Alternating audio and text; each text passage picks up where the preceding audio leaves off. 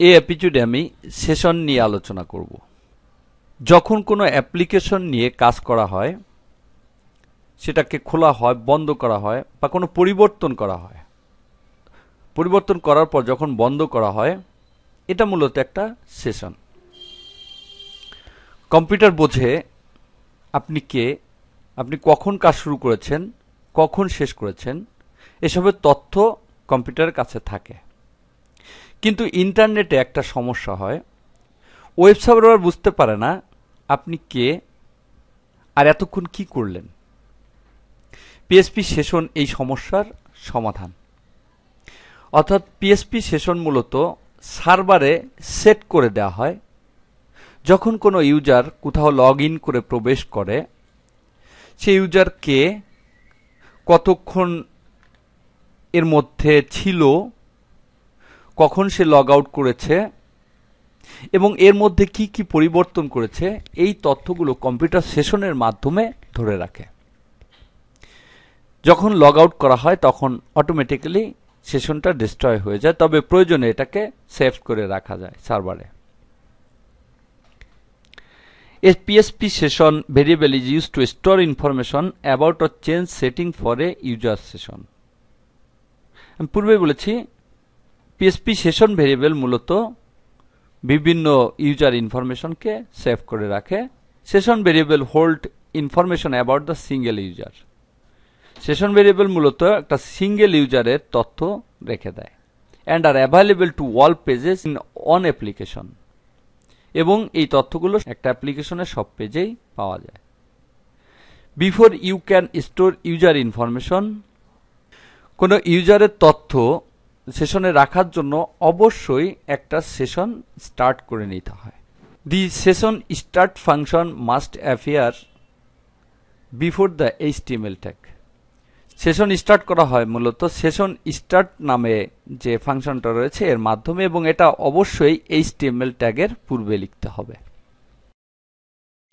আমি কুকিতে দেখিয়েছিলাম যে প্রথমেই সেশনটা শুরু করতে হবে, তারপরে এইচটিএমএল এর ট্যাগগুলো লিখতে হবে। এখানে দেখতে পাচ্ছি এইচটিএমএল এর ট্যাগ লেখা রয়েছে এবং নিচে জায়গা রয়েছে পিএসপি লেখার কোড, কিন্তু এখানে সেশন স্টার্ট করা যাবে না।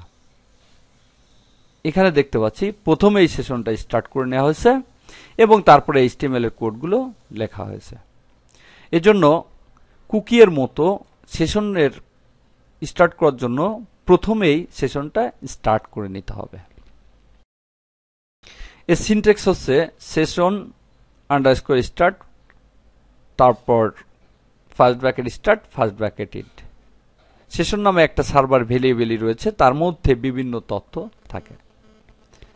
সেশনটা কিভাবে কাজ করে প্র্যাকটিক্যালি দেখা যাক। এখানে আমি একটি জনপ্রিয় সাইট ফেসবুকে রয়েছি। আমার এখানে একটা অ্যাকাউন্ট রয়েছে। এখন আমি ইমেল এবং পাসওয়ার্ড দিয়ে এখানে লগ ইন করব এবং লগ ইন করার সঙ্গে সঙ্গেই একটা সেশন স্টার্ট হয়ে যাবে। আমি এখানে লিখি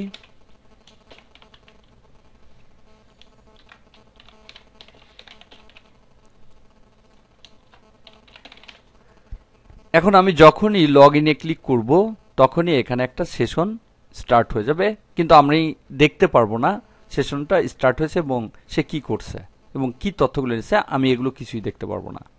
এটা সার্ভারের মধ্যে সেশনটা তৈরি হচ্ছে।